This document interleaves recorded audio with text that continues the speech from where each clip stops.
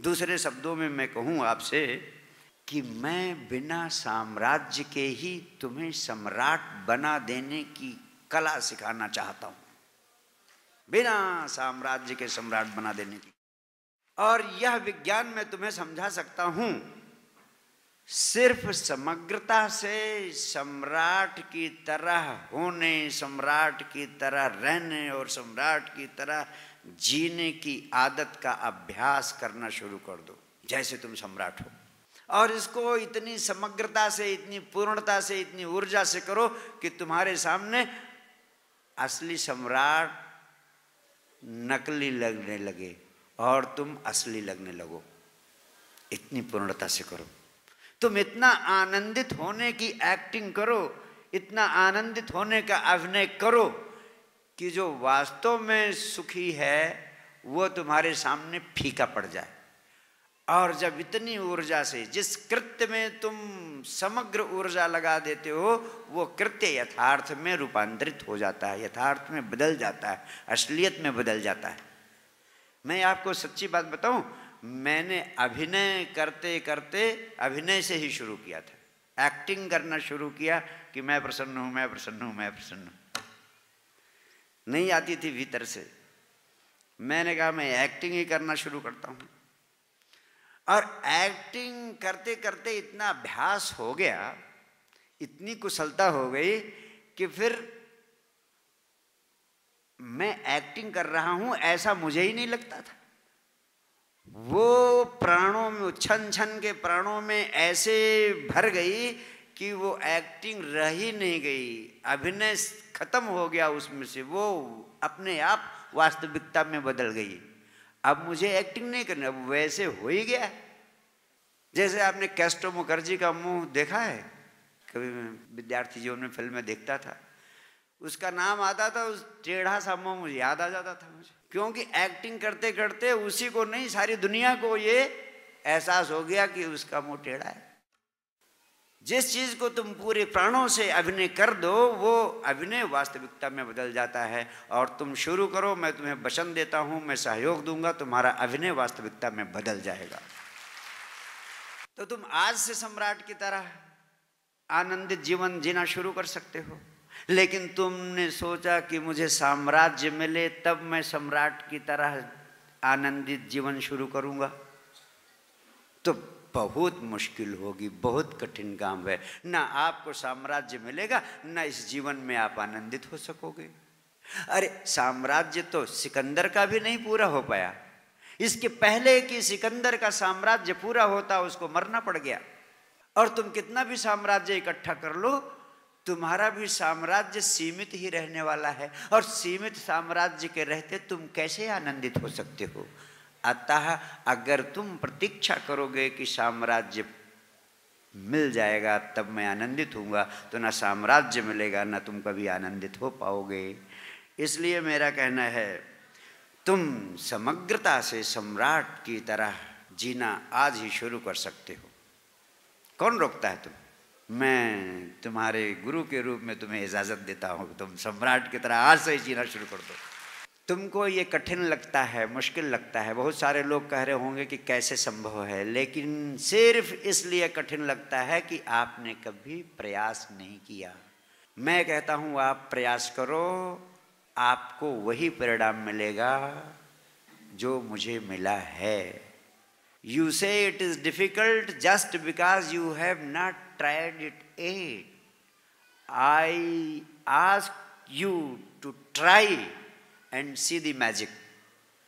आप प्रयास करें, आपको चमत्कार दिखाई पड़ेगा। आपकी जिंदगी में हंसता हुआ जीवन अपने आप प्रकट होगा और वो सारी खुशियाँ अपने आप आपको उपलब्ध होनी शुरू हो जाएंगी।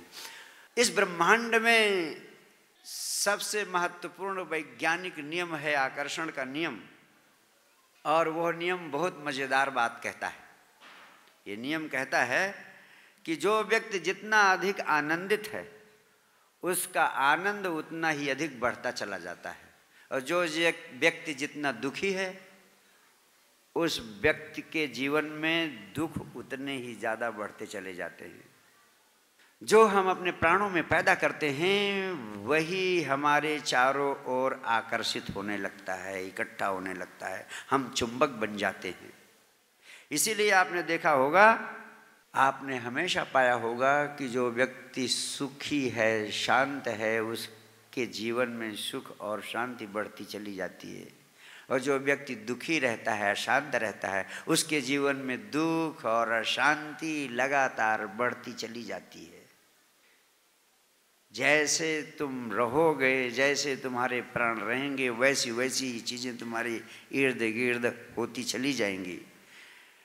फिर मुझे जीसस के एक अद्भुत वचन का स्मरण होता है। जीसस ने कहा था, जिनके पास है उन्हें और दिया जाएगा, और जिनके पास नहीं है उनके पास जो कुछ है वो भी छीन लिया जाएगा।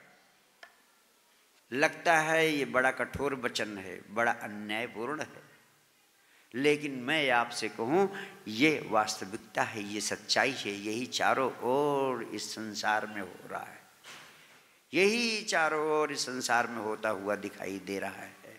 जिनके पास जो चीज़ है उनकी वही चीज़ बढ़ती चली जाती है।